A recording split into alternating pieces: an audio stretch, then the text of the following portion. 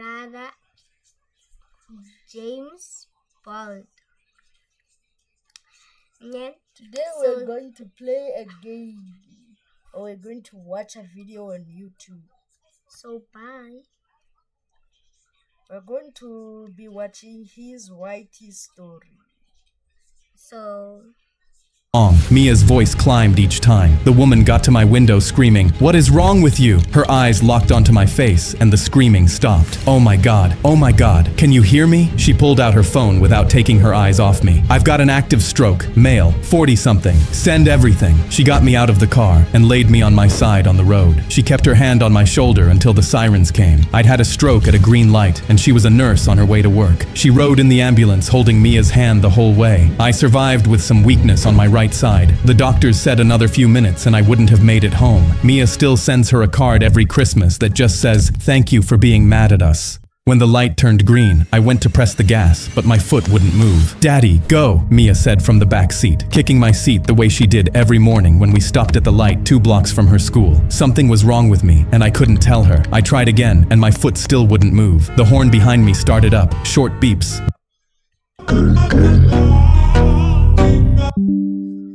Our roof started leaking after a massive flood, and my mom spent her entire paycheck to fix it. But when the contractor showed up, he took the money, then left to get his tools, and never came back.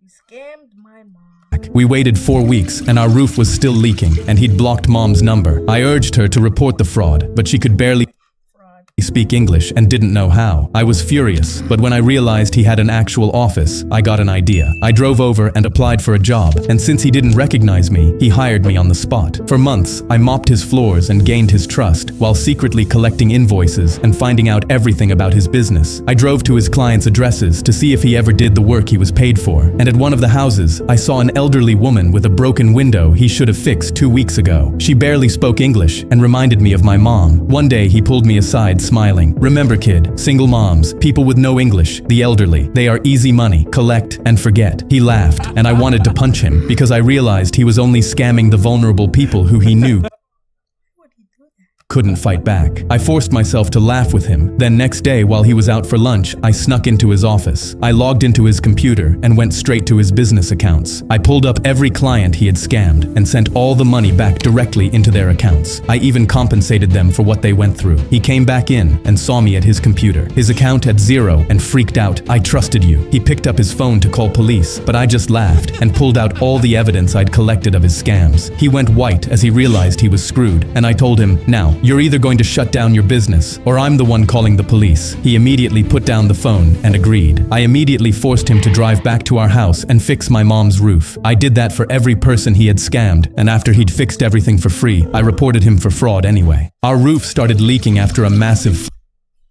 A kid accused me of stealing his phone. He was holding mine when he said it. There was this kid in my class who wouldn't shut up about his brand new iPhone. He'd hold it up at lunch and slide it across desks, making sure that everyone saw it. I had the same one but never bragged about it, just used it quietly like a normal person. One morning he reached into his pocket and froze. The phone was gone. He started panicking, tore through his jacket, ripped through his bag, checked every pocket twice, and still couldn't find it. Then he looked straight at me and saw my phone on my desk. Before I could even react, he snatched my phone off my desk, shoved it in his pocket, and yelled, "He stole my phone." Every head in class turned toward us. The teacher didn't even bother looking or asking questions. She just pointed at the door. "Office, both of you, now." So there I was, sitting across from the principal, stunned, while this kid stood up and put on a whole show. He pointed at me and acted out how I supposedly grabbed it when he wasn't looking. Then he leaned on the principal's desk, Right. and his voice started shaking. He's always been jealous of me. He was acting weird all morning. I watched him take it. I sat there in disbelief. His performance was so good that if I wasn't the one being accused, I would almost believe him. Finally, the principal leaned back in his chair. "Take out the phone." The kid reached into his pocket and pulled it out like it was going to prove everything. He held the phone up to his face. The screen flashed, "Face not recognized." He started typing in the passcode. Wrong. His hand started shaking. And then from inside his own backpack, a ringtone went off. The principal just looked at him. He got suspended for trying to frame me, and every time he pulled out his phone after that, someone in class would whisper, "Quickly hide your phone, the thief is back."